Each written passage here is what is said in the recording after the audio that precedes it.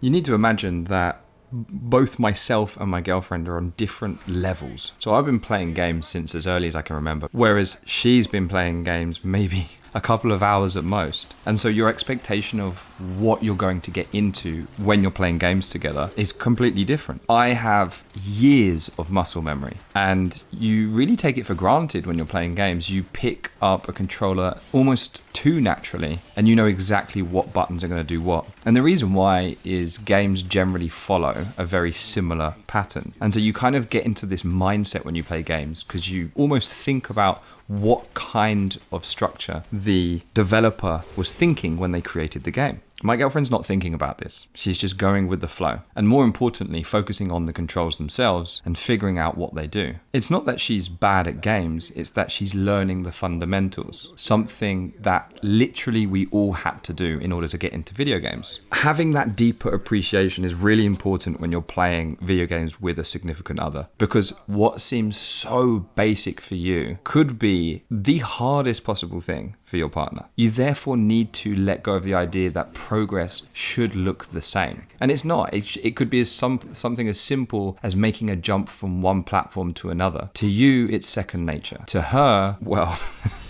we could be there for a while. And this is the moment you realize you're not playing the same game. I mean, okay, technically you are playing the same game, but you're thinking ahead. You're thinking about strategy, builds, positioning, the next objective, about the bigger picture. Whereas she might just be looking at the controller and thinking, what button do I need to use next in order to do the thing that I want to do? It might be as simple as literally walking in a straight line or controlling the camera. And the importance of this is accepting that her win might be a basic movement, whilst yours is optimization. And this is really important and actually brings me into my next topic, which is selecting the correct game. So for example, I wouldn't at this point play Borderlands with my girlfriend. Doesn't make a difference which one it is. It requires her to move and look up and down at the same time. And that's fine. I think at some point as a gamer, you can make it to that point. But in order to get to that point, sometimes lighter experiences are needed. What it can do by giving a game that's too challenging, it can kill the experience. Also, if I'm going to play games with my girlfriend, I'll probably pick a cooperative game as opposed to having something where we're having a competition between us. And when you want to encourage someone to get into video games, that's the least of your worries. Basically, you need games that feel beginner friendly, but are maybe a little bit of stress. If you have something that's too easy, then maybe it's not engaging enough. And actually, I have a perfect example of this, and that was in Lego Harry Potter. It just didn't click with her. And I think the reason why is it just wasn't challenging enough. I always said to her, we need to go back to that game because it's not always about the challenge. Overcooked, on the other hand, was really good fun. I'm not going to lie, even I struggled at some points in that game. But as you can see here, this is actually the first time she's playing Diablo 3. One game in particular that I would absolutely love to play with her, well actually it's two games, is Divinity Original Sin 1 and 2. But in order for that to happen, I need to, well, firstly get my Spanish up to level, but also it's one of those games that's quite intensive, so we need quite a lot of time to do that. I'm going to talk about the Spanish side in more detail in a minute. But another game that her and I played together was It Takes Two, and we had a great laugh in that game. We had some frustrating parts too, and in the end I think I supported her maybe a bit more than I would normally do with a video game. But after that game, she said to me, I enjoyed it so much, I want to play something similar. The problem with starting with that game was actually I'd set the benchmark too high, because that game is literally one of the best rated games for cooperative play. And so by following up with Lego Harry Potter, she was a bit taken back, thinking, well, hang on, this is nowhere near at the same level as It Takes Two. So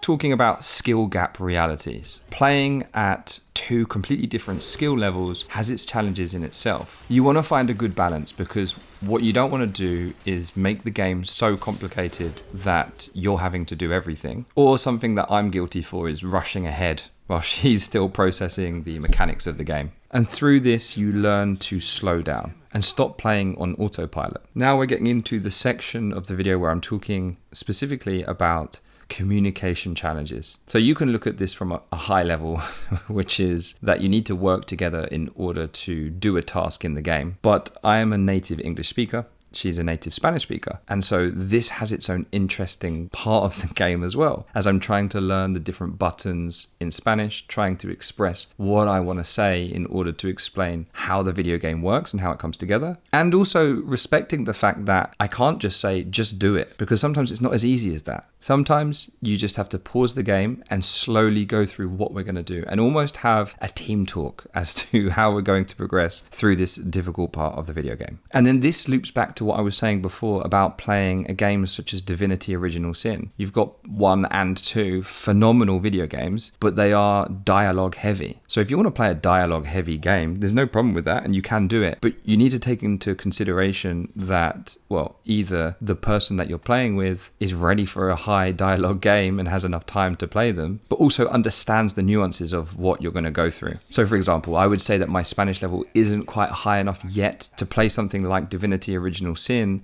and fully grasp what's happening in Spanish. And that's okay. It's one of those things where you can look to the future and think, okay, it's something I'd like to do and I'll get there one day. And also, let's say you're playing a video game where she needs to do something on her own. You need to learn to understand when you can get involved, when to give advice, but also when to just say nothing. Because I remember when I was a kid, I didn't have anyone there by my side telling me how to do things. Sometimes the reward comes from figuring it out for yourself. And so I don't want to be that guy and be like, oh, just give me the controller and I'll do it for you. I want her to figure it out. I want her to enjoy the experience. And I want her to feel that feeling of accomplishment that comes from trying something that's quite challenging and, well, just figuring it out. And then that leads nicely into patience and remembering why you do this in the first place. Why are we playing video games? Especially when frustration creeps in. When things start to get frustrating, then you need to take a step back and think, okay, well, we're doing this for fun. We don't want to just do this because we said we'd do this.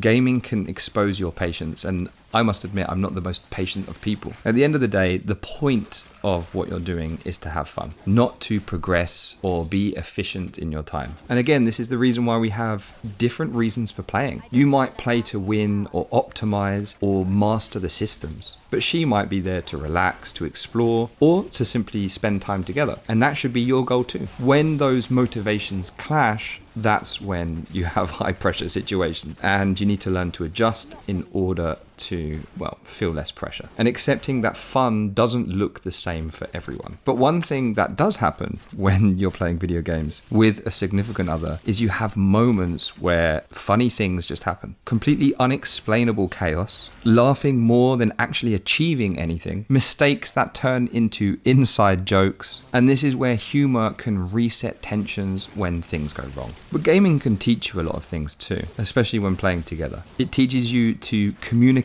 under pressure, to be patient and empathetic, to compromise and slow down, and learn how different people react to stress, and see each other in a different way outside of everyday life. I think playing video games with a significant other is an amazing thing. It's good fun, you learn a lot, but most of all, I think it helps to solidify your bond. It would be absolutely amazing if I could hear from your guys' perspective on this. Have you tried playing with your partner? Are there any games you would recommend for us to play together? We usually play on my PS5. Obviously, we have backwards compatibility with PS4, but we're open to try different games out. So if you guys have any suggestions for us, please let us know. One thing you may have noticed from this video is that the quality of the camera of the game footage is better. I've managed to find a solution for that, and I've also upgraded the sound quality, so I hope you guys enjoy that. If you enjoyed this video, check this one out here. Thanks so much for watching, and I'll see you in the next one. Thanks.